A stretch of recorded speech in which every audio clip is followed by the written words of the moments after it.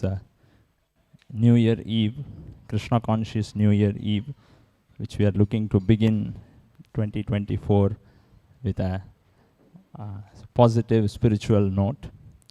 Today, we are very blessed and very honored to have amongst us His Grace Chanchalapati Prabhu, who is the president of Vrindavan Chandrodaya Mandir, which is the world's tallest Krishna temple. Please give a big hand. 700 feet Krishna temple. It is in Vrindavan. Vrindavan is a place next to Mathura. Mathura is the place where Krishna appeared 5,000 years ago. And this temple is under construction. Phase 1 of this temple was recently inaugurated. And when this temple comes up, it will be an iconic structure which will garner world attention. So we are very blessed to have Prabhu with us. Prabhu is also the vice chairman of the Akshaya Patra Foundation, which is feeding close to 20 lakh children across India. And also Prabhu is the senior vice president of the iconic ISKCON Bangalore temple. So very blessed and very pleased to have his association today. Now he will be giving an inspirational talk on Krishna consciousness for us to begin the new year on a spiritual note. Hare Krishna.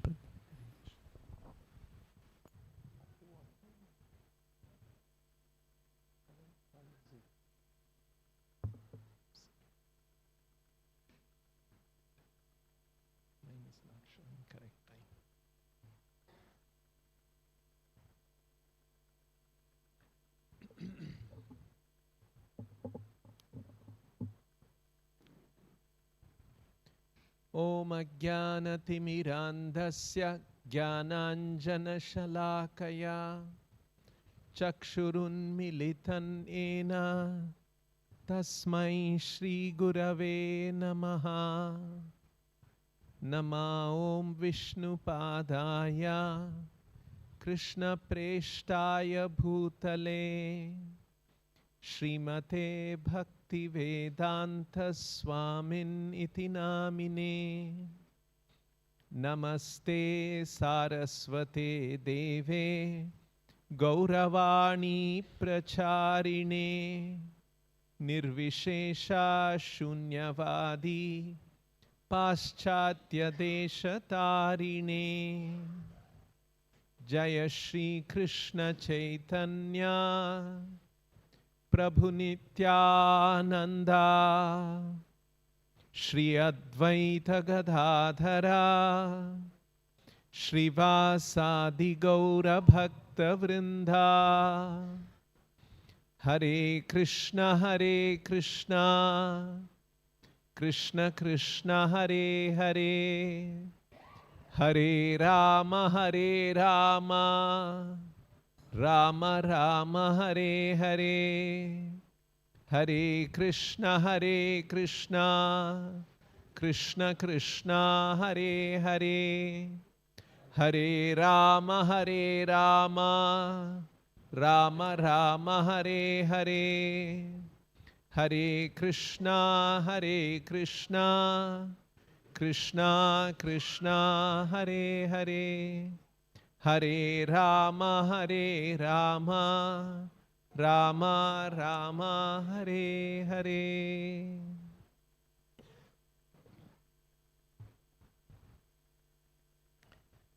Very happy to be with all of you.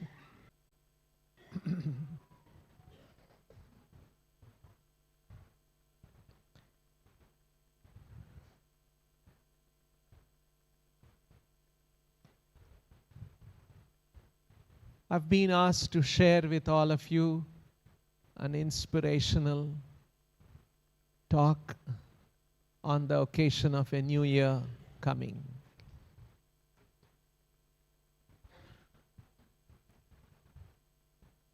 As you are all familiar,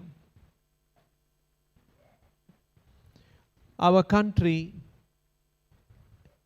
India or Bharat,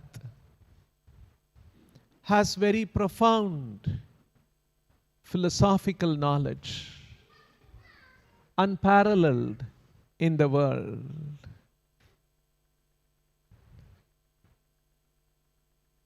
The depth of philosophy, the understanding of the nuances,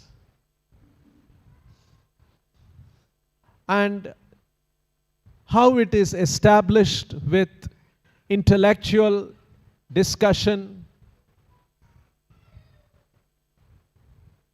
with discourses and debates over thousands of years by great sages, by great saints who were single-mindedly focused on knowing the truth. What is the truth all about in this world? Is our ephemeral life that lasts for a few years, is that the only truth? And when our life ends, which is going to happen, then everything becomes void and nothing more? Or is there a higher understanding? Is there a purpose behind this whole creation?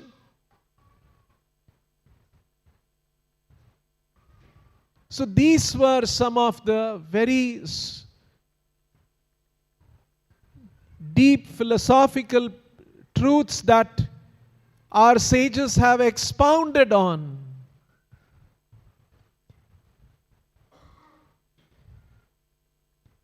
Now this entire corpus of knowledge is very vast,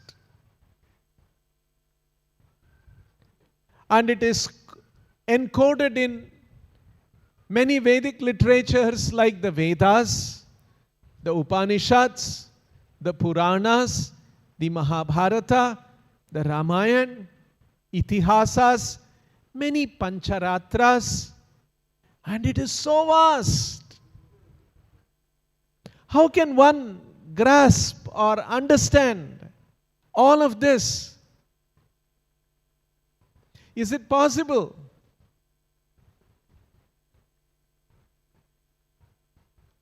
But our acharyas have also made this more accessible, especially for people of our generation. In this generation, people are very busy. We do not have much time. Our lives are stressful. Our lives are very competitive. Our lives are fast-paced. And in recent times, our lives are overloaded with information.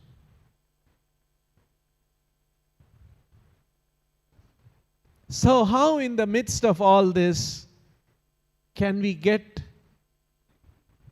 to know the essence of all of this Vedic knowledge and wisdom?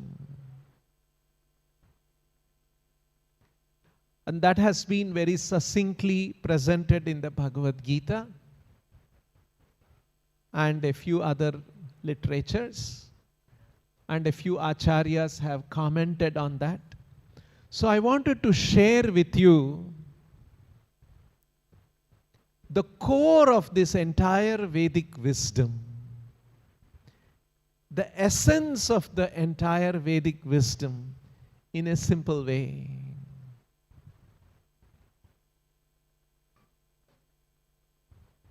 The essence of all Vedic thought finally points to one universal truth.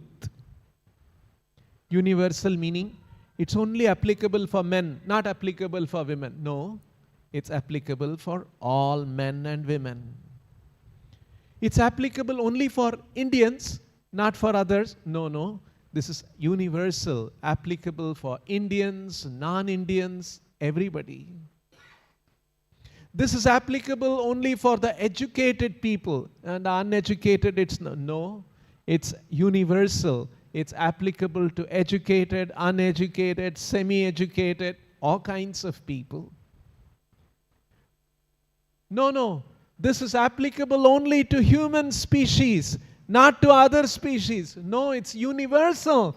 It is interspecies wise also, it is universal. This is applicable to every species of life.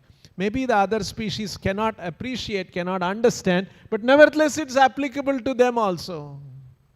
Such a universal truth is what is presented in the Vedic literatures, and the essence of that is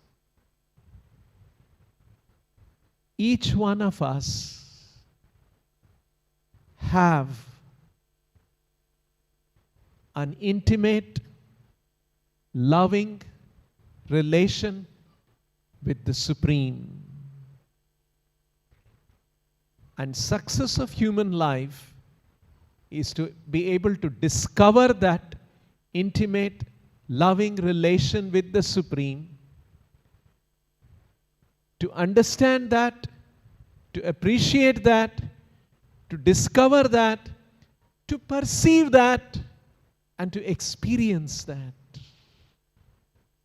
Because ultimately we have to also experience. Suppose I give you a talk on what is delicious gulab jamun, and I'll give a 20 minutes talk about gulab jamun and how you put in your mouth, it melts.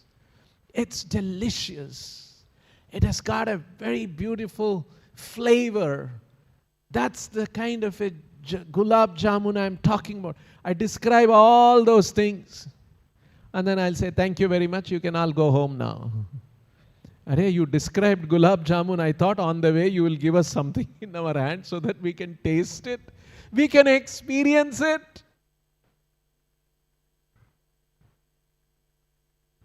Like they say, the proof of pudding is in eating it. The proof of all that you described, I should taste that gulab jamun. I should experience it. So, the Vedic literatures present that we have, once again I am repeating, we have an intimate and loving relation with the Supreme. Intimate meaning very close, not distant. Like we would think that we have an intimate relation with our parents, with spouses for those who are older, or with children, those who are even more older, or with friends. We have a relation, and we have an intimate relation with whom we share more intimately. But the Vedic literatures point out that each one of us have an intimate and a loving relation with the Supreme. And if in our life, if we don't discover this, if we don't experience this, if we don't learn about it, then we would have missed out something very significant in our lives. So much so, the Shastras say, this is like a big treasure.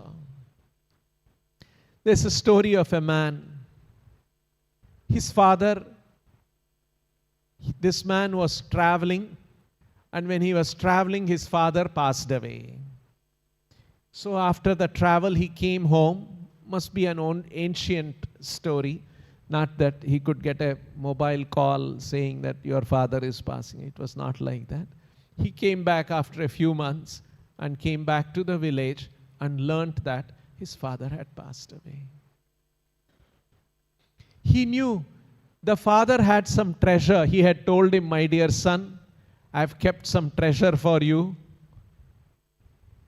I've kept it very safely so that it is safe and nobody will plunder from you.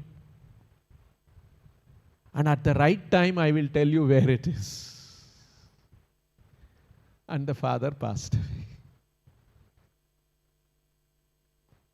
He didn't know, he doesn't know now where it is. It's a very valuable treasure, he had told. But now he has no access to it. He has no knowledge of it. How he will feel. So in the same way, this understanding about our intimate, loving relation with the Supreme is in Sanskrit it is described as prema dhana. It is the loving treasure given by the Supreme to humanity.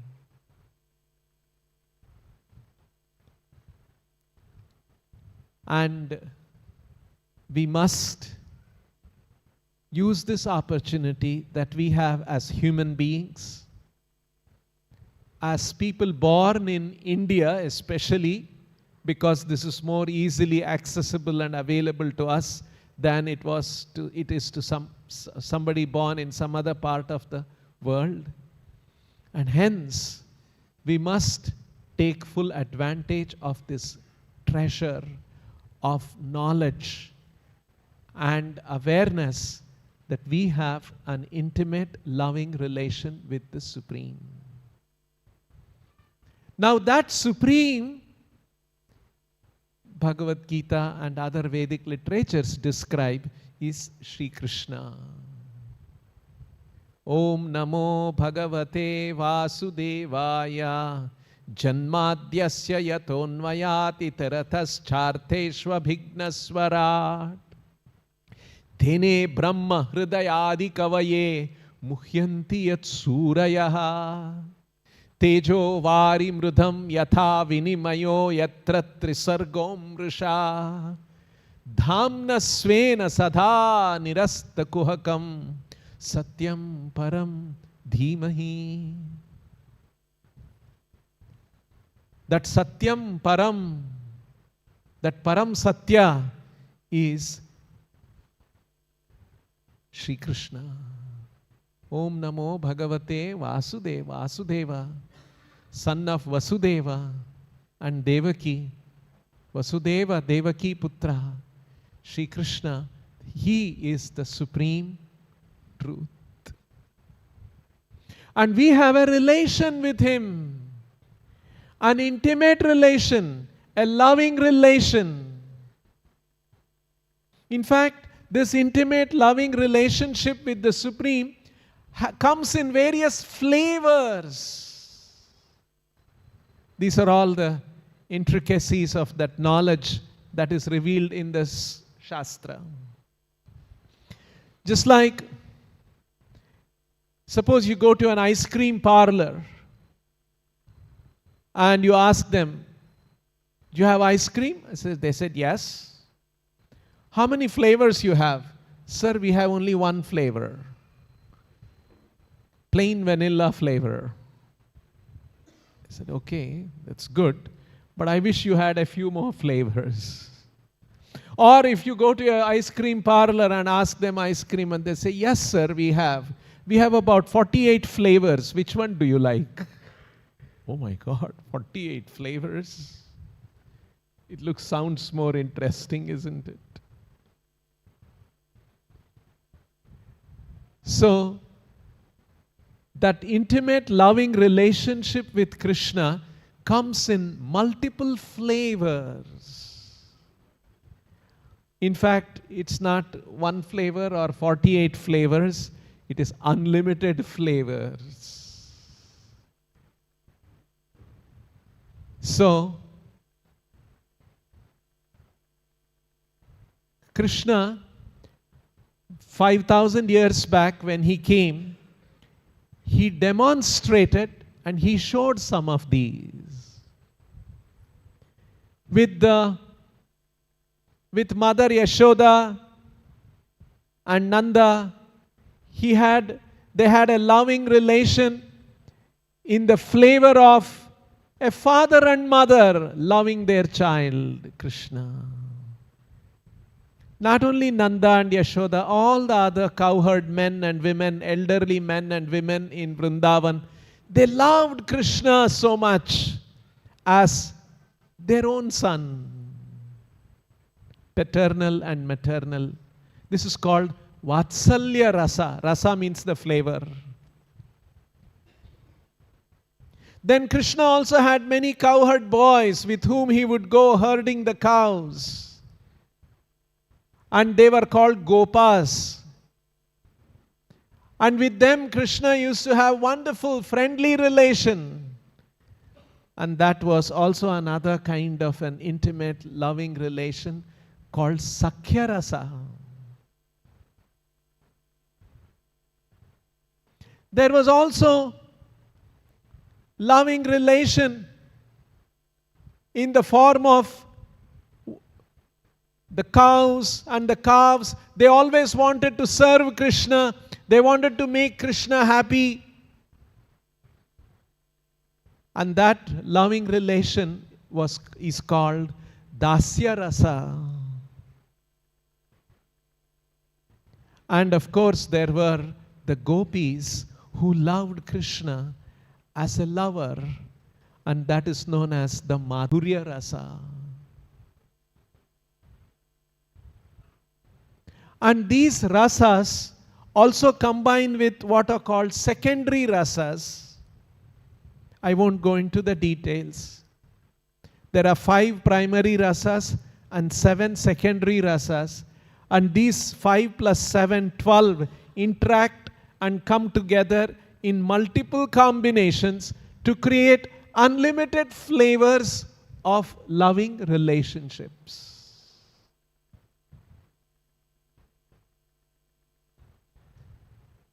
So, coming back to this essence, we have a loving relation with Krishna, and we must use our human life to discover that, and to not just discover intellectually, but also come to the point of experiencing it.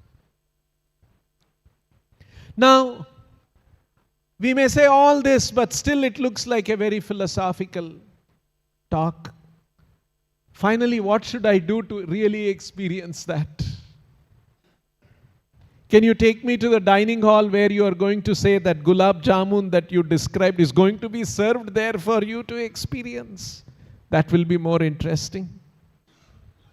Yes, the Shastras say there is a very simple process. And by that simple process, this loving relation, intimate loving relation with Krishna can be awakened. It is to be awakened. It is not to be, it is not that I have to input that into my system. No, it's already there in my system. But it is right now covered up. Just like a small child, he'll be crawling, mother will be carrying, will be crawling maximum. But the child has the ability to walk. It's only a matter of little time and growth, and then you give a little support, the child will start walking and start running. Like we all do as adults. We also started like that. That ability to walk was already there in the body. It only required a little uncovering at a right time. For instance, the ability to fly is not there in us. That's why we cannot fly. We can flap our hands, but we will not take off. We are grounded on the ground. Whereas birds have that ability. So in the same way, this loving relation with Krishna is not to be implanted. It is not to be imported from outside. It's already there in our heart, but it has to be just uncovered by a suitable process, and then it will blossom. And that simple process for awakening that love of God, love of Krishna, that intimate loving relationship with Krishna is to chant the names of Krishna. Hare Krishna, Krishna Krishna, Hare Hare, Hare Rama, Rama Rama, Hare Hare. This is the Krishna Nama mantra. Krishna Nama mantra, ete swabhav, ei jape, tare Krishna bhava upajai. Chaitanya Mahaprabhu said, this is the nature of the Krishna Nama mantra. Anybody who chants that Krishna bhava, that Krishna bhakti bhava or prema bhava upajai, it awakens, it springs forth. So, our human life should be used to discover and experience this, and the process is simple: to chant and hear the name of Krishna. Because Krishna is supreme, He is present in His name fully. He is non-different from His name. Nama Chintamani Krishna Chaitanya Rasa Vigraha Nitya Muktaha Abhinnatvat Nama Namino. Nama and Namina abhinna. There is no difference between Krishna and Krishna's name. And so when we chant Krishna's name, we can come in touch with Krishna. And if we chant with veneration, with respect, the name of Krishna, we can come in touch with Krishna, and by the touch, our bhakti of Krishna, love of Krishna is awakened. This is the sum and substance of the entire Vedic wisdom. But it is sometimes presented directly, sometimes presented indirectly, because not everyone is always ready for this. But the Vedas and the Acharyas also want to share this eagerly. And so they have presented this with different arguments. And so this is the sum and substance of that message. We have a loving, intimate relation with Krishna, and we must understand and experience it.